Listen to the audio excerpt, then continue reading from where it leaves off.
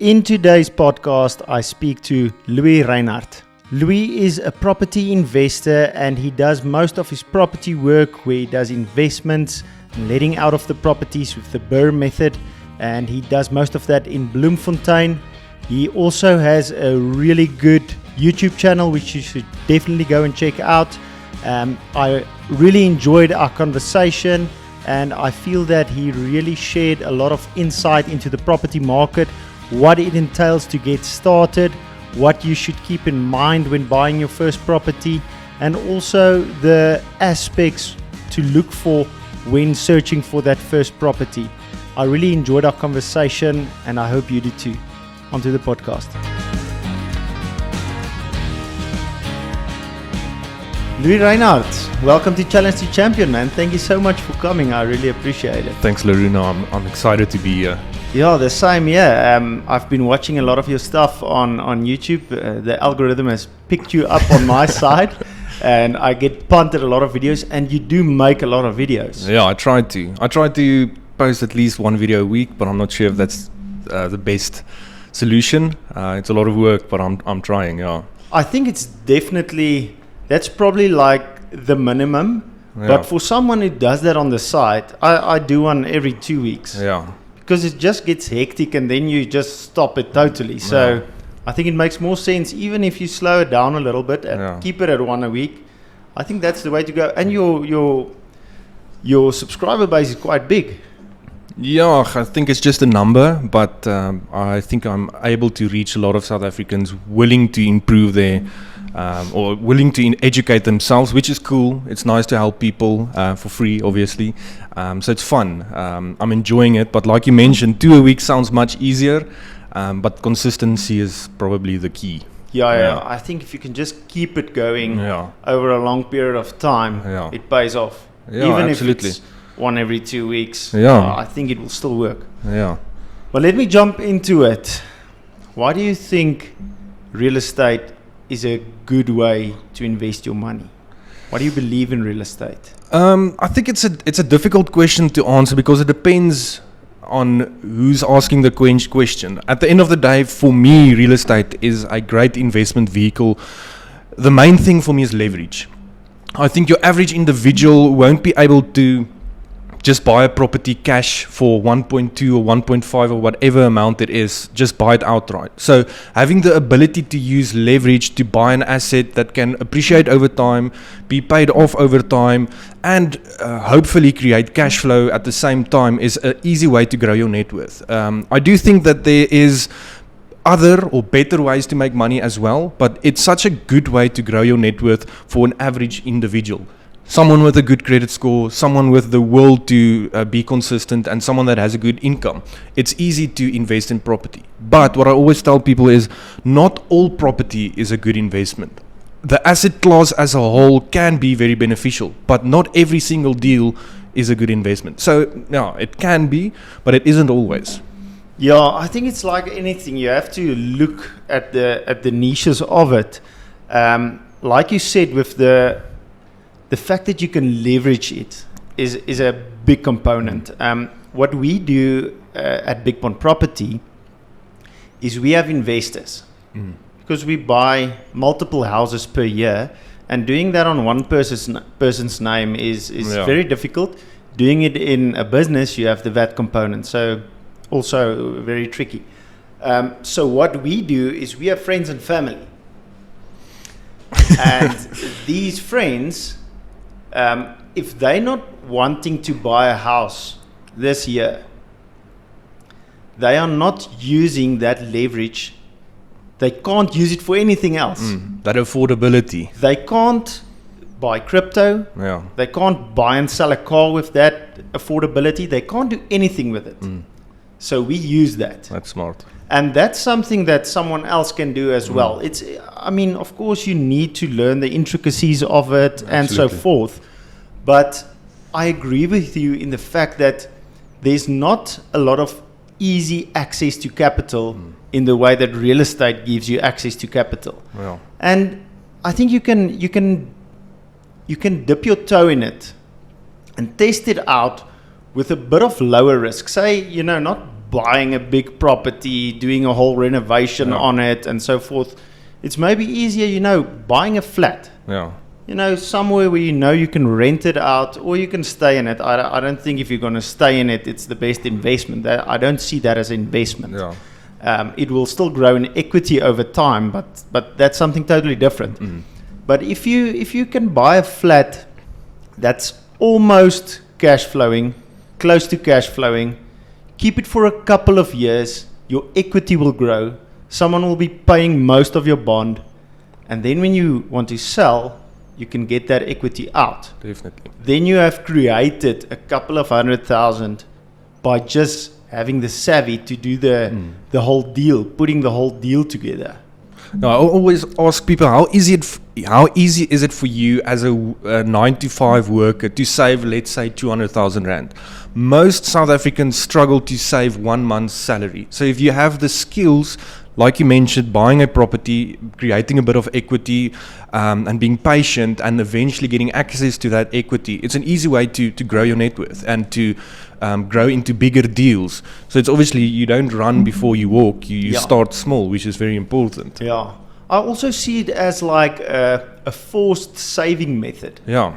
Because if you don't have that property or that bond that you should pay and that is just being deducted, then you'll probably find another use for that cash. Definitely. Yeah, just going to spend it somewhere people else. love spending money or consuming stuff and spending money on material things. It's just part of South Africans. I think it's materialism. Materialism, yeah. Yeah, it's a really big trap. Yeah, absolutely. I mean, there's nothing wrong with your phone, and every 2 years you want a new upgrade. phone. You get the one with maybe 5% better battery, something like that. There's a Netflix documentary, it's called Minimalism. Yes. I'm not sure if you know that, but that's so cool to watch, just to kind of get a perspective of why we don't need all these things. Why we gather shit, basically. The amount of items your average person buys, it's insane. Yeah, I heard a concept on that documentary where the guy's talking about, I think he calls it like reverse moving or something like this, where you stay in your house, but you pack everything into boxes. Okay. And you just unpack the things that you use. Wow. Then, like in 3 months' time, you sit with a couple of boxes that you haven't used anything of. It's kitchen appliances, clothes. Random stuff. Yeah, random stuff. Yeah. And then he suggests sell those things. Yeah.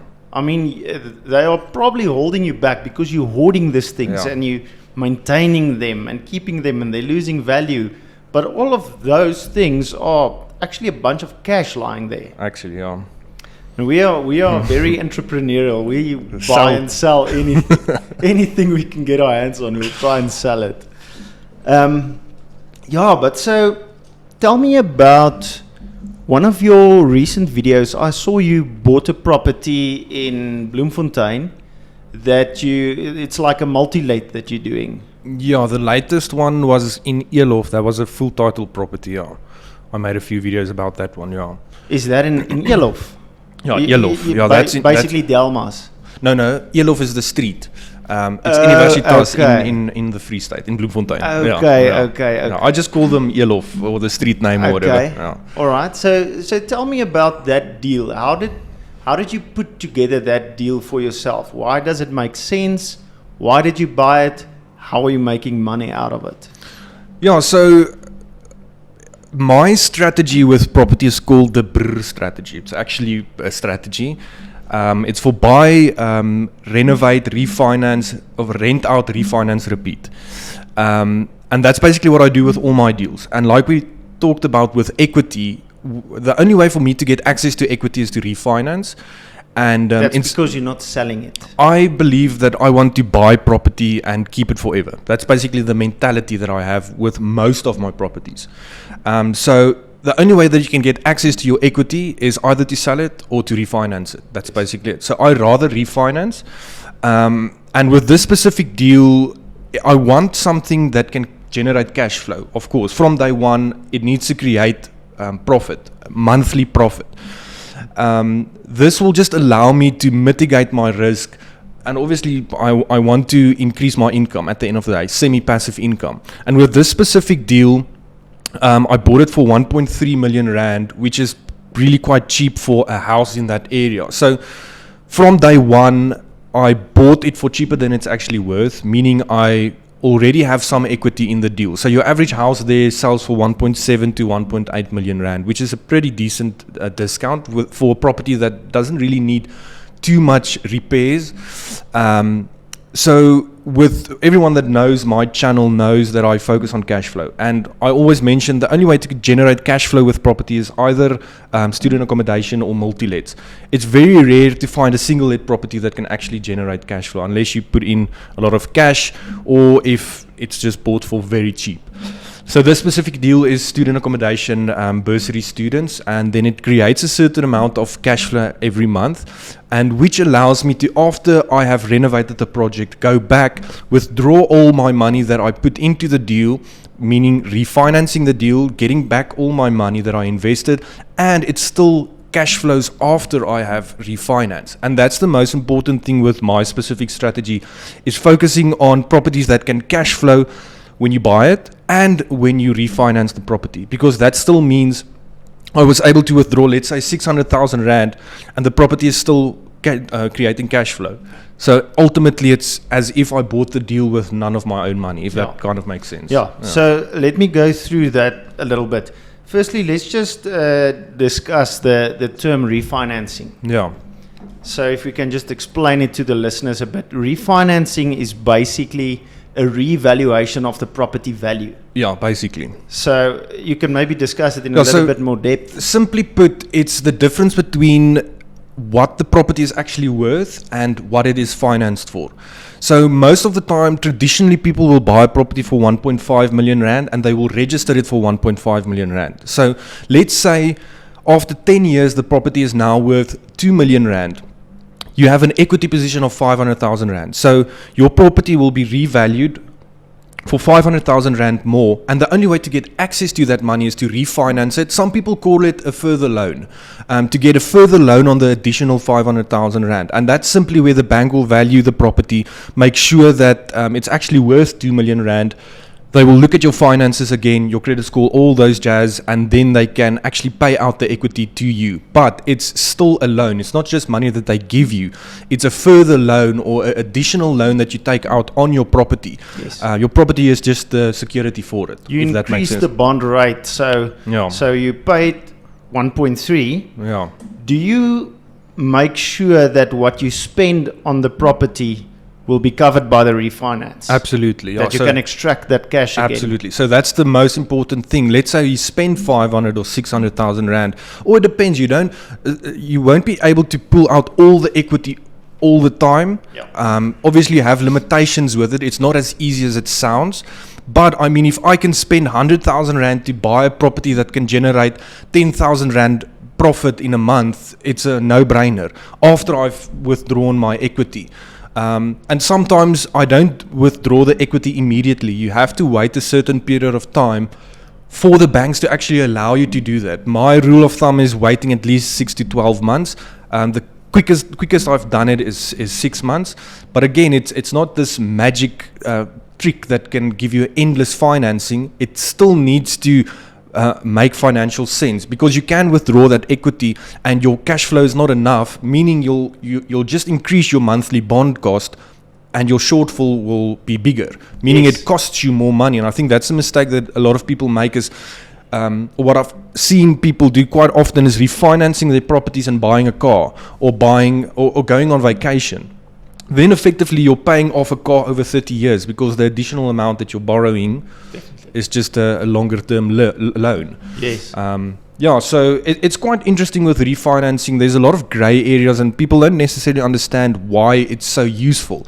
I think overseas, like the US market, they use refinancing quite often, but it's a bit different in South Africa. So the main key is to make sure that your property can still cash flow after you refinance. I think that's the main reason why it actually works and why you can continue to do it. But if it doesn't, then you'll find yourself in a bit of a debt cycle. A problem, because you're gonna literally have to pay in to cover that extra finance per month. Absolutely. And then you need to make sure whatever you use that money for is also making money. That's the thing. Or it's the next property, not a car. Yeah, exactly. So what I do is I extract the equity and reinvest it. So I don't draw money from my properties because I want to reinvest it so that I can get to a point where it's not necessary to continue Do doing you it. use that refinancing as the cash for the next flips renovation? Yeah, basically. Or it can just be as simple as the transfer and registration cost because you need to pay for that cash as well. Yeah. It can be for stuff like holding costs. While Well, renovating, while renovating. before tenants are in, Exactly. before it's cash flowing. Before it's cash flow. Yeah, So then you have to pay that bond for a certain amount of time, exactly. and that's out of pocket. It costs money. So I prefer using none of my own money in the sense of I can use it, but I want to get it back once it is actually working. Yes. Like you guys do as well, leveraging other people's money is just the easiest way to invest in property. Yeah. And that's what makes it really quite interesting. Yeah, and in our situation, we had to prove ourselves, of course. So we had to do 10 or so flips with our own money Yeah. to be able to have an example of, look, this is what we do, this is the return that you'll get, Yeah. this is how you're going to get paid, this is when you'll get paid. Do you want to invest? Yeah. What is like the average term that you take for a property flip? If someone had to invest with you guys, what would you tell them in that situation? It depends on property to property. The Yeah. average is about 6 months. Okay. Because it takes 2 months to buy it, it takes 2 to 3 months to renovate it most of the time, and then again 2 to 3 months to sell it. Okay. So that's the normal term which we tell people. We Yeah. have done a couple in 4 months where we've taken occupation before it's registered. Okay. So then you win a bit of time, Yeah. and we pay occupancy rent. And we have also done a couple. We've done one where it took about 13 months Okay. because there was a lot of delays with the registration. Yeah. And that's a bit out of your control. Absolutely. But I mean, because we're in that game, we know it might happen sometimes. Yeah. It's part of the game. Yeah, one property we bought here in Garsfontein, we bought it from an embassy. Okay. We bought it from the country, the Ivory Coast. Okay. So the contract work was in French. We're using their lawyers. It was a very difficult deal to do, but still, we want to do a bunch of deals. So even if one drags out long, we still have to do others in between, and we still want that one, even if it took a year. Yeah, and you just account for the delays and Yes. everything involved. Yeah. Yeah, luckily we didn't pay bond cost for that time. Yeah. We only started paying when we took occupation. Yeah. So it's just basically from contract signing. So that investor was Yeah. basically stuck in the deal for that duration, and he couldn't buy another property. Yeah. Luckily, they didn't want to buy another property. So we kept asking them, listen, are you sure? Are you still sure you want to be in the deal? Because we can substitute you with another investor if you want to do something in between. I hear you. But so that worked out for us. Let's just go back to that investment property that you did in Elof Street. To calculate what return you're going to need out of the property, to make sure you have enough positive cash flow in the property, do you try and see, okay, this is what I'm going to buy the property for, this is what I'm going to spend on the property, then I'm going to refinance, so this is going to be my new bond. So now I need to see, okay, I'm going to rent a room out for 6,000 or 8,000. Okay, that means I need 8 people in this property to make it cash flow. Yeah. And then there's a number of other things to consider. All right, the amount of bathrooms that I have, the amount of parking. Yeah. We've seen at a bunch of properties, we kept a couple, like the offices, we have a bunch of flats. A big thing to consider is parking. Absolutely, yeah. And a lot of people miss that. And a lot of the time, if the parking situation doesn't work, if you don't have access to the backyard, or if you can't fit 8 cars in the front of the property, it's not viable. Yeah, no, definitely. Yeah, I think it depends on, with my specific property, you have to remember it's focused on students and it's close to the varsity. So majority, I would say 95% of students, they don't have, or the market that I'm targeting, they don't have vehicles. So technically you need to have a certain amount of parking per student on your property, which I normally focus on making sure, okay, if they had cars, you can park here and here and here. But luckily, if you have a property that accommodates 20 students, you don't have to have 20 parkings. You're focusing like on an estimate of 50%. Yeah, so like, there's like gyms operate. yeah, basically, Yeah. the idea would be that not all of the students have a car at the same time, basically.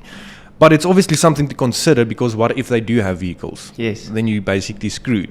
Or then you know you're going to rent out a unit or Yeah. a bedroom to someone who doesn't have a car. Yeah. Then that becomes your target for that unit. Yeah. But majority of the target market in that strategy is people that don't have vehicles. They walk to varsity. That's just how it works. Bursary students specifically.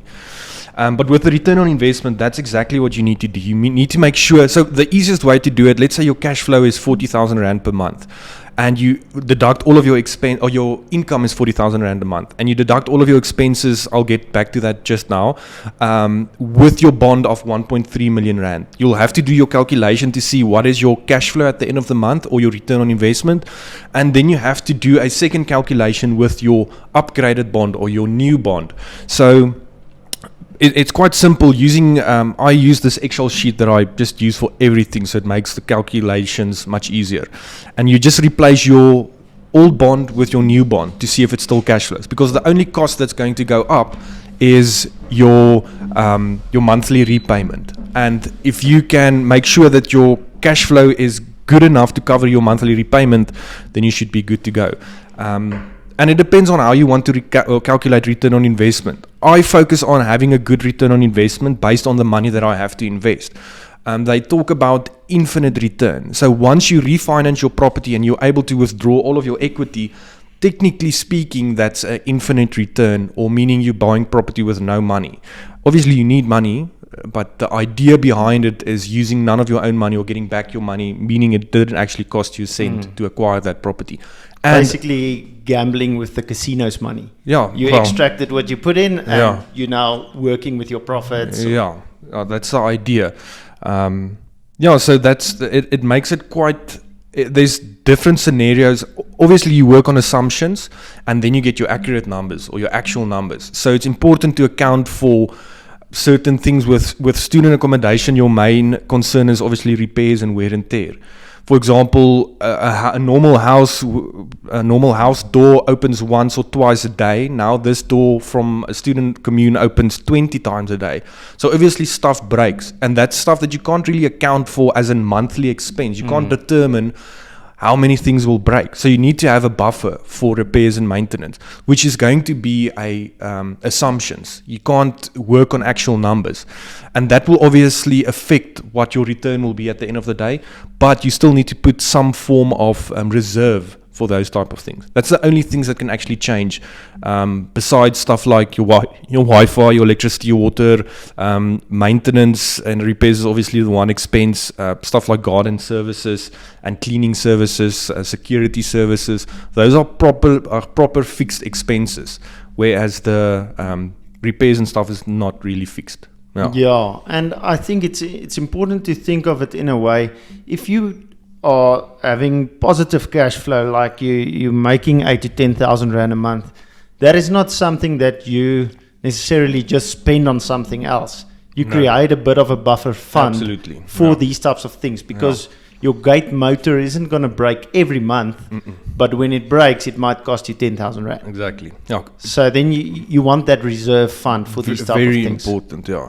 What are other things that you include as services to these tenants? Yeah, so services is simply gardening services, cleaning services from communal areas. So the students still need to clean their own rooms, just for privacy issues and stuff getting missing and all those type of things.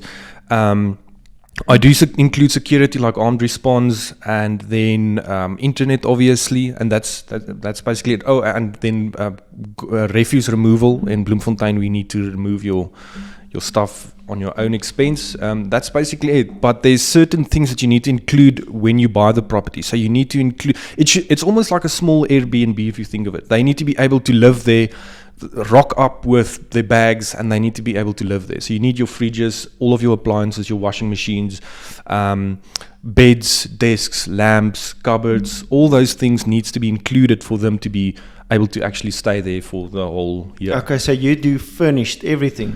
I would call it semi-furnished. Yeah, Okay. not everything, but I mean it's from a kettle, microwave, fridge, washing machine, your bed, your desk, your lamps, your chairs, pin boards.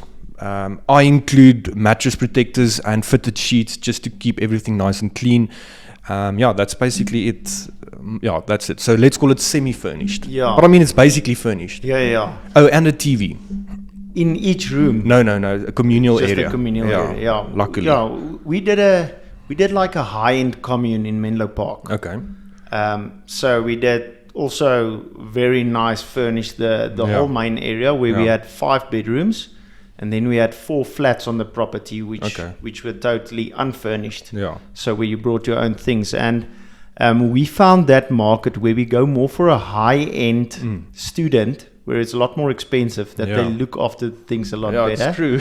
and a bit more clean and so on. But Yeah. you still get the odd ones that Yeah. It's students. yeah. Yeah. Yeah. No, it's totally true. You attract a different market when you focus on higher end students. Yeah. For Bloemfontein, there's not a big market for high end students. I think Cape Town or Western Cape is a massive market, like Stellenbosch area. You can get people that pays insane amounts for rooms because there's a shortage for quality accommodation. In Bloemfontein, I feel that the rooms and the property that I give to my students is still safe, clean, and I would probably live there if I was a student. But it's not high end. Yeah. But that's the strategy that I try to follow. Yeah, and you Yeah. have to look at your area, what's Yeah. needed in your area. Yeah, absolutely. I mean, currently here in Pretoria, Volley is Yeah. taking the student market by Yeah. storm. I mean, I think they launched at the start of the year like 80 units, Wow.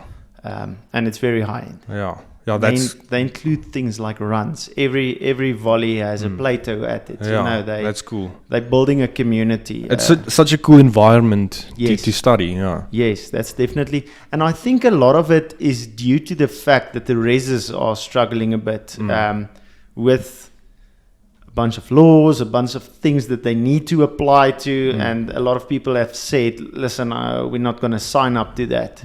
Let's just do our own thing. Yeah. And I think that's due to this, that created their success. Yeah. Absolutely. Tell me about the legality, because that's also something that we struggled with. Do you register these properties as something else, maybe as like a guest house or something, or how do you get around that aspect? Yeah, so technically it depends on the municipality, but in Bloemfontein specifically, you need to rezone. Because you have now suddenly your property is built for 4 or 5 people. Now suddenly you have 10 or 12 people on this property. So you can just imagine there's certain things that can go wrong. The So you- sewage, the yeah. electricity, there's a lot of Yeah, things yeah. that take into account. Which is important to focus on because this is a expense that many people forget about. And unfortunately, I hate doing anything with our municipalities because it takes time and there's always delays. So how the process works, for you to get accreditation from the university, you need to be able to rezone the property. And in my situation, we do special consent, meaning you get special permission from the municipality to run it as a student commune, because all of the applications that people have submitted to the municipality, it never gets resolved.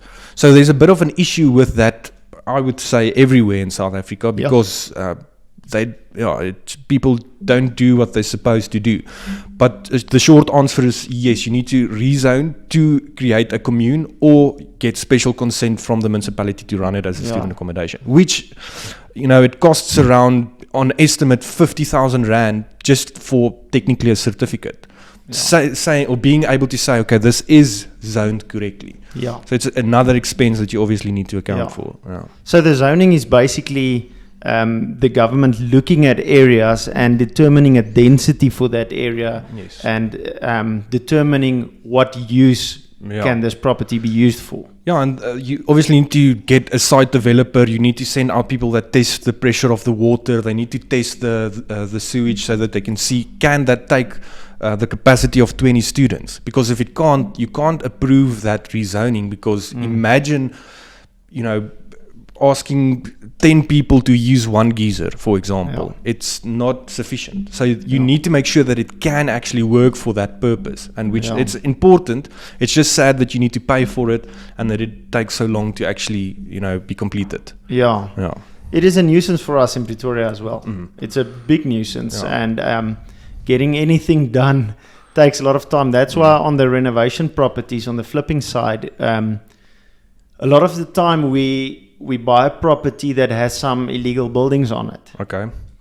And a lot of the time we demolish those buildings because it takes a lot less time just to get it back to plan as to get it onto plan. I can imagine, So we just demo it and take that into consideration when doing offer to purchase, saying you have 300 squares here, but we can only really use 240. The rest we're going to have to take down. Yeah, but you have some leverage, hopefully, to get a lower price, maybe telling them, listen, this is not on plan. It means nothing. We'll have to demo it. But it is a mission. Anything that you do with the municipality, it's just a struggle, unfortunately. And that's everywhere in South Africa. So, Louis, you do a bunch of things. You're an entrepreneur. Then you have the side hustle of real estate. I don't know which one is the side hustle and which one's the... I told Danny a minute ago, I feel unemployed because I'm not really sure what I'm doing. But with the real estate, I would say real estate is a big portion of where my net worth comes from. And it has created a lot of opportunities for me. Getting access to capital, making bigger investments, taking risk as a younger individual. At the moment, I don't draw any money from my property investments because the idea for me is I would effectively want to retire at 40, like fully retire. And that's the whole idea of not, living off my properties. So I almost see my property portfolio as a side income. But it creates a lot of opportunities for me. So I have used money from my properties to reinvest elsewhere, which creates more money for me. But the main thing is property and actually investing, like investing in stocks, actual companies, not trading, basically investing. So that's the other thing that has created, a lot of wealth for me, if I can say it. And that sounds very pretentious, but What do you think are some misconceptions that young people like myself who aren't invested in stocks? What am I missing? I think people look at investing in the market and think it's an easy way to get rich, And a quick way. And the reality is it can be. You can get lucky with certain things, but I don't want to speculate or invest based on luck. And that's going to be high risk. It's going to be high risk. Yeah, anything technically worth a better return is going to be more risk, but it doesn't have to be if you know what you're doing. Like property flipping, it's a high risk investment. For some people that don't have the experience, it's high risk. But you guys are educated, you have all the right skills and the knowledge. It's like second nature for you guys. So it's not really risky if I look at it. With investing specifically, like I mentioned, people think it's an easy way to get rich. Invest in whatever the biggest name is.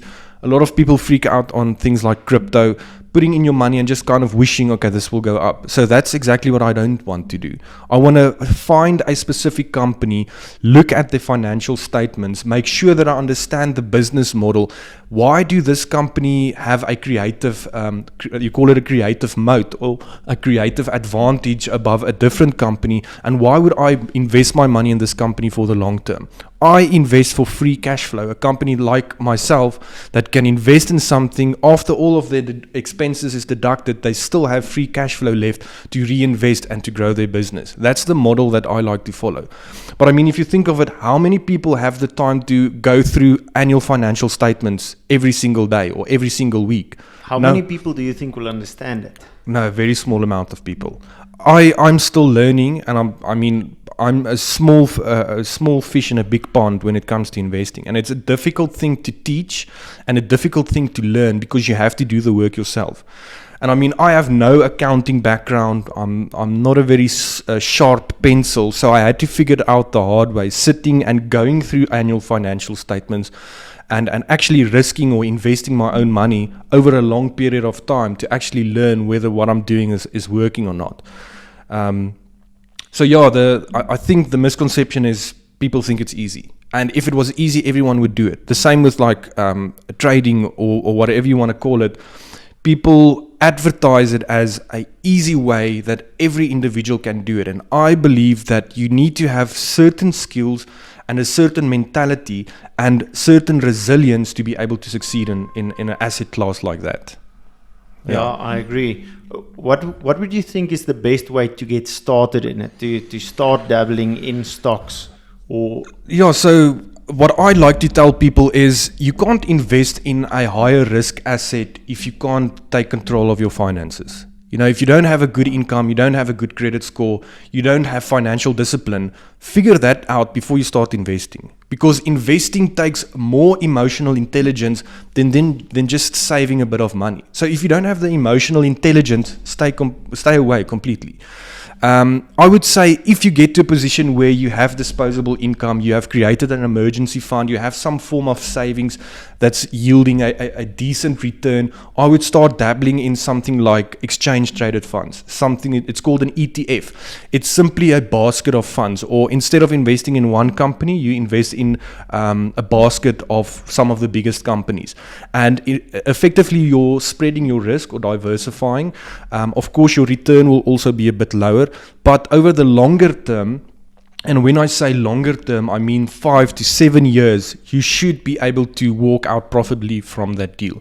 The thing is, people like Charlie Munger or Warren Buffett mentions invest in the S&P 500 because your average individual will be able to benefit from that. They don't invest in that because they have the skills to pick individual stocks. And just because you invest in it now, I don't want to benefit from an investment in 40 years. That's boring. And I think that's where people get overeager investing and risking and gambling their money to get rich quicker. But I believe there's no way to get rich quick. It takes consistent effort and a lot of mistakes over a long period of time, if that makes sense. That does. How do you think the extraction of that value looks? Does it look like paying yourself a type of dividend at the end of a term? Does it look like selling all your stocks at some point and maybe putting that into real estate because then you have cash? Or how do you think of it? It again depends on your situation and your age and your risk appetite. Let's say, for example, you're an average individual that invested 100,000 Rand. You magically turned it into 500,000 Rand. You don't want to benefit from that money once you're 65 years old. It will be a pretty decent amount.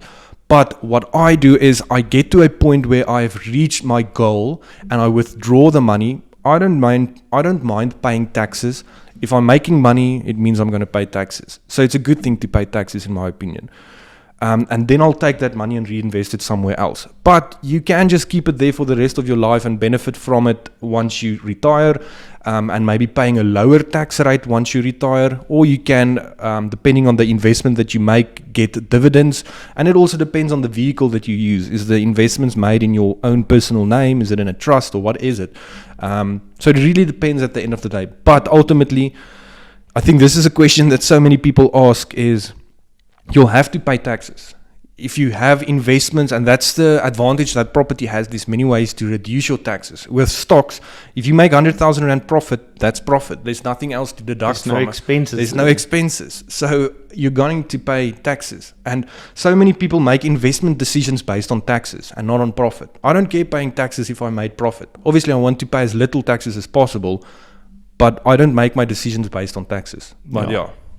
Yeah, and like you said, in property, it's a very good avenue where you have a lot of deductibles. Absolutely. Where you can, at the end of the month, bring down your profitability. Yeah. Because it's expenses that you have already. Absolutely. The interest on your building that you've bought, and all the other expenses that you're running. Definitely. Yeah. So that's again massive advantage. Easy way to reduce your taxes. And depending on your strategy, you can effectively pay no taxes while growing your portfolio longer term, if that is what you want to do. So the cool thing about property is there's so many different ways that you can invest in it. You know, from flipping, BRRRR strategy, Airbnbs, full out student accommodation, multi-let, single-lets, wholesaling, whatever it is. There's so many opportunities when it comes to property. That's why I think it's a cool vehicle to use. And even though you don't have the capital. Even if you don't have the capital. Yeah. I think it takes a different mindset to be able to raise funds. And I had a friend that says anyone is replaceable except someone that can create a deal, or you call them a deal maker, someone that can bring people together for funding to invest in whatever it is. That's a certain type of individual or certain skill required to be able to do that. Yes. And I don't think a lot of people has it. Yeah. No, Louis van der Walt from Atterbury, he used to go as a student. He went from house to house there in Hatfield. He actually went to my aunt's house. She was an employee of Tux. And he went there and he said, listen, would you be willing to sell this property? The person next door and the one next door to that, they all agreed they're going to sell it, and there's going to be a big development here. And then he sold basically those contracts to a developer. So he's just putting, he's getting the funding, a guy who's going to do the development. Here's the seller, and he just put the whole deal Creates together. A deal from thin air. Yes. Yeah. And very impressive. I think spotting those opportunities are a difficult thing to do, but once you notice how it works, you can see some opportunities. No, absolutely. I liked what you said with, you know, getting funding from your family and showing them, listen, we know what we are doing. We have a proven track record. If you can get a track record or prove that you can do what you're selling, then it's much easier to accomplish it. And it's going to be the most difficult part because like we do the property flipping course and everything, and we can tell people there how we do it. We give investment and this and that. But you need to start, and that initial startup is the most difficult part because you're going to be using your own money and you're going to be making mistakes with your own money. Yeah. But I also think that is the best way. You don't want to be making mistakes and being liable to someone else. No, definitely not. And having a bond on someone else's name on something that's not going to work now. That sounds stressful. Yeah, no, I think it's terrible. So you need to pay your school fees yourself. Yeah, definitely. And like I said earlier, it probably is doing a flat or something a bit lower risk, easy turnover.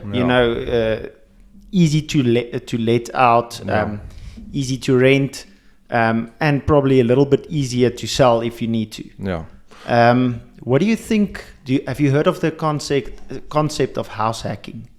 Yeah, so I've watched your videos. I know you make cool content on that, but it's something that I recommend as well. I don't do it myself, but I think it's a great way to get into property and to effectively live very cheaply and own real estate at the same time. And even if you really know how to find those deals, be able to profit from it. Yeah. So So what I did is. And my brother got me to do this because he bought a house, I think it was 10 or 12 years back, way above what he could afford because it had 4 flats. Yeah. So it's a big sum that you have to create. Okay, I'm paying currently rent 8,000 Rand at someone else's property or at our commune, or that was what it currently was at that stage. And then he said, okay, so I basically have 8 available. So I can go buy a flat for 700, whatever the amount is, pay that 8 and then own a flat. Or I can group a bunch of people. So he bought a big property, about 500-600 squares. That was a little bit set up for this, but he renovated the garage into another unit. There was a worker's unit at the back, which he also renovated, and then there was one big flat which he split into 2. So now the accumulation of these 4 tenants paid the whole bond, and he was left over with a 300 square house, Yeah. 2,000 square stand that was basically paid for. He basically paid the rates, taxes, and electricity. So then he got me to do a similar thing. And I did it on a bit of a smaller scale. So I was paying, at our commune, I was paying 7,000 for a flat. So he told me, this is how you can level up. You're jumping a stage. Yeah. So I bought a property in Garsfontein, a 3-bedroom house with a garage on the side. And how we looked at it is you want to have it in a way where you can have 2 entrances. Yeah. Because if you're going to have tenants that leave your gate open and maybe trip your alarm, things like that, you're not going to be able to keep that going for a long time, especially if you're married, maybe you have kids. Yeah. You're not going to keep that going. So what I did then is I found a property. It was in real bad shape for 1.2 in Garsfontein. It had its orientation on the stand was good. It was parallel with the street, so it was laid out in a straight line, not in deep, but parallel with the street. So that makes it easier to split. Yeah. So then we put in another gate. I renovated the double garage into a flat, and I cut off the main bedroom of the house with the main bathroom of the house, and that was the second flat, and they were the one behind the other. So then I had 2 parkings. They had their own gate. They could come in on the side. Those 2. So I bought the property for 1.2 million. I spent 300,000 renovating both flats. So it was 150 each. And then with the house that we were left with, I did the bare minimum.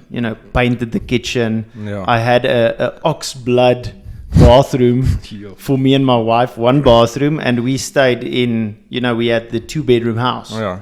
So small bedrooms, but that got us into it. And that was a great deal because now I have this property that effectively cost me 1.5. It's cash flowing 15,000 a month. Oh. So I'm basically living for free. Yeah. I'm paying the electricity. Oh, you're getting paid to live. Yes. And then when I sold it 3-4 years later, I took out the equity. And that made a lot of sense because now I'm selling a house, but it's actually a running concern Yeah. because I'm giving the next person They can something create money, that's cash flowing 15,000. So they can buy something that they can't really afford. Yeah. And then it gets you from thinking I should buy a flat to buying a house. No, that's impressive. Then I did the next one. I bought another house after that. I did again the same 2 flat units. I cut off a garage with a study and a workers' living quarters again. Made it 2 flats. Again, separate entrance. The whole yard is blocked off, so you don't know there's tenants there. Yeah. And I rented it out for 1 year, full time. Then I changed the 1 flat to an Airbnb, to test the waters. And it did really well.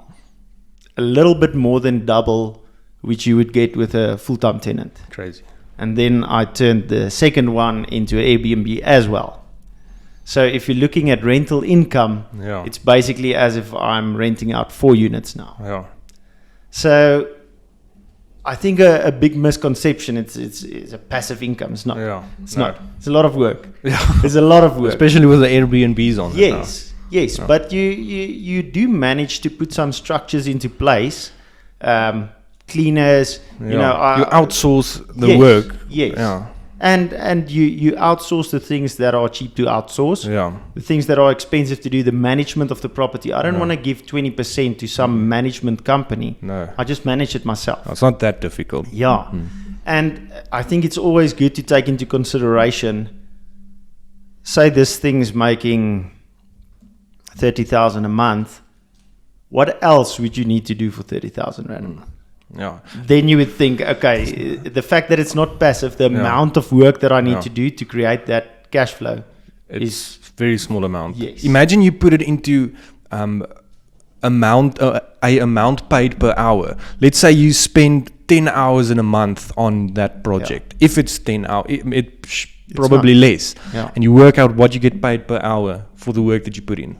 Yeah. It's insane. And I mean, that's the average salary a professional would get if they are educated. A and young engineer. yeah, it's insane. Yeah, so that's very cool. Yeah. But what's obviously what I would think is very important is the layout, and not all properties works for that situation. So privacy, I think, is very important, and having the two gates is ideal. Yeah. And certain layouts will work. Not all properties will work. Yes. So being able to spot those is again a skill. So I think there's a bunch that can work. The one way in which a lot of them do work is by having a panhandle. Yeah. You know, like they do duets in Pretoria. Yeah. Where you just basically need a driveway around the side of your house or something like that, cutting off a piece of your yard. Yeah. So it is a sacrifice. It's a little bit of a sacrifice. Having done now my second one, I think we've done it better. If you came to my house, you wouldn't know that there's a tenant. You would think it's your neighbor. Yeah, that's you nice. know? So that works well, and you learn these lessons. A second thing which I saw now is a really important factor, which I didn't know was going to be as important, but having small yards at the properties. For every family or individual living there. Pet friendly. Oh yeah, absolutely. That is a massive thing, because the real estate that you can rent, the Airbnbs and so on, you know, all the units next to Menlyn Mine, brand new, very fancy, hotel living, not pet friendly. That's a great tip. You have to think as a consumer, like, what do I need to actually, when I'm going to this area? That's and you know, COVID caused everyone to buy a dog or a cat or some type of companion. And I mean, then COVID stopped or all the regulations stopped. But now you have the pet. Yeah. So it's not like you're just going to give the dog away now. Yeah, that's so smart. having a place that's pet friendly, next level, that was one thing that I saw really made a difference. And then another cool thing is anything that I'm doing at my property now, like solar, the tenants are getting benefit out of me having solar. So I'm actually also getting benefit of them being there, because if you had a rental property, it would be a really good selling point or renting point to have solar. Absolutely. But just, you know, dropping 100,000 Rand on a rental unit to give them solar, it's not as easy, not as nice. But now I'm benefiting off it as well, because it's the same property. Yeah. Oh, that's So smart. I've seen a lot of cool things which makes it even more of a good deal. But it's like you said, you want privacy. Privacy is a big thing. You want to separate it totally so your security isn't compromised. You know, you want to be able to have an alarm. You want to be able to have beams outside. You want to be able to have pets. Someone leaves the gate open, there goes your dog, you know. Then you're not going to be able to do it long term. Yeah. And I don't think it's very plausible to do things like this, you know, renovating a garage into a flat if you're going to have it for 1 year. Yeah. It's not sensible. Yeah, so with a property like this, would you ever move out from the main house and also just rent that part out? Yes. Yeah, which is also cool, because as you upgrade, you can just put someone else in that part. Let me give you another kicker on that. Yeah. So I have a friend who built an amazing property in Sable Hills. Massive property, really top of the line. And then I saw him at the gym, and he told me, no, he's going away the weekend. Someone rented his house. I said, what? You're renting out your house? He said, yes. He built this amazing thing. People want to come stay there. And he trained like his housekeeper, what she needs to do when they are going out and other people are coming in, everything. I told him, okay, so what makes it sensible for you to move out of your house for a weekend? He told me he charged 21,000 for his house per day. So you have to know, this is a next level property. No, I can imagine. It's massive. It's like 500 squares next to the lake. He gives like his toys, you know, like a jet ski and things. He adds it in the whole deal. experience. Yes. So that's the selling point that he has. But then I thought about it and my concerns about it. You know, firstly, would you want people in your house? I thought about it. Not really. But then I thought again, what really is there? If there was a fire, what would I be sad about? And I really couldn't name a lot of items. Yeah. So then we thought, okay, let's maybe give it a try. For what amount of money would we move out of our house for a weekend?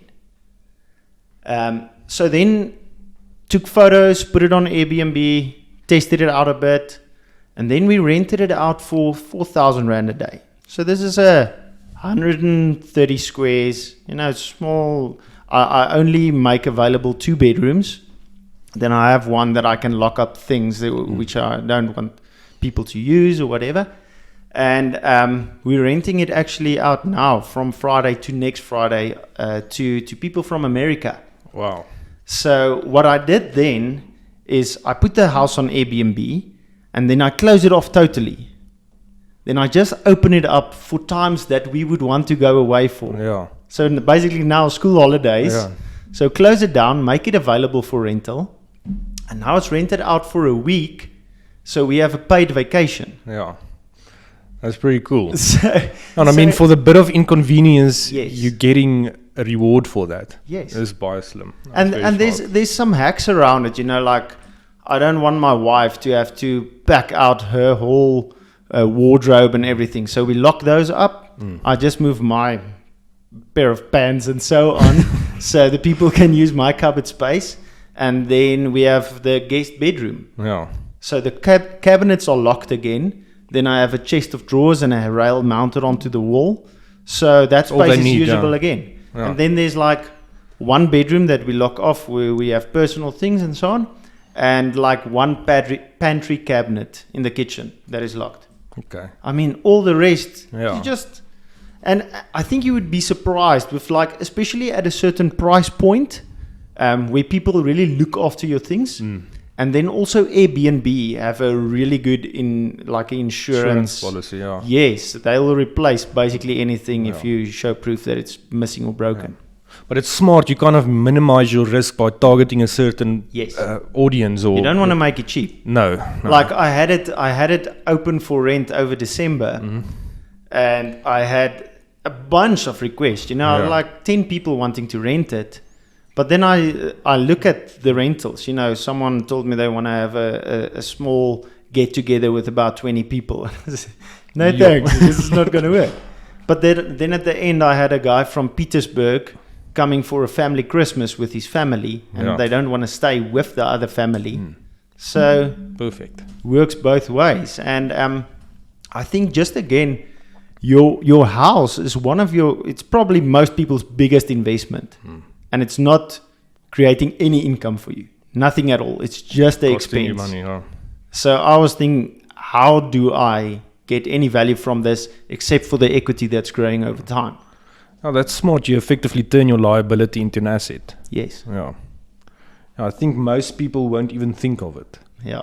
Or not be Or even most willing people will say, you know, I would like that, Yeah, but not. but I'm not prepared to sacrifice something for it. Yeah, I think that's actually quite interesting. People are so comfortable with their lifestyles, or set in their ways, that they won't be willing to make sacrifices. Yeah. And people will be massively in debt, Yeah. but they won't sacrifice a portion of the yard Yeah. because of the inconvenience That is of so it. true. That is so true. Yeah. But then I say, well, what more do you want to hear from me? I can't. What is the word for that? I kan nie jammer voel nie. Yeah. You No, know, I agree. I can't have remorse for the situation. No, you can't because help there are someone ways. like that. Yes, Yeah, you can't help someone like that. there are tools available. Yeah. No, absolutely. Louis, I love that conversation. Yeah. Thanks, This was Louis. beautiful. I really enjoyed it. I like it when similar minds meet and you're busy with the same things. Yeah. You are creating amazing content. Thanks, man. I have a lot of respect for that because I know what goes into your content and Yeah, it's work. the editing and the planning and scripting and all of it. I think only people really appreciate it who's done it. Yeah. You know how much work it actually is. Yes, and I think you do an amazing job. And we're going to do some other content as well, doing some forward to it. collaboration. Yeah. And I appreciate your time, man. Yeah, Thank you thanks. so much. It's for the nice. chat. It's nice to have the chat. I like learning, so it's interesting to hear all these things that I don't always think about. So it's nice learning from someone that has the right skills as well. It's always cool. So thanks for having me. Appreciate it, man. Thank you.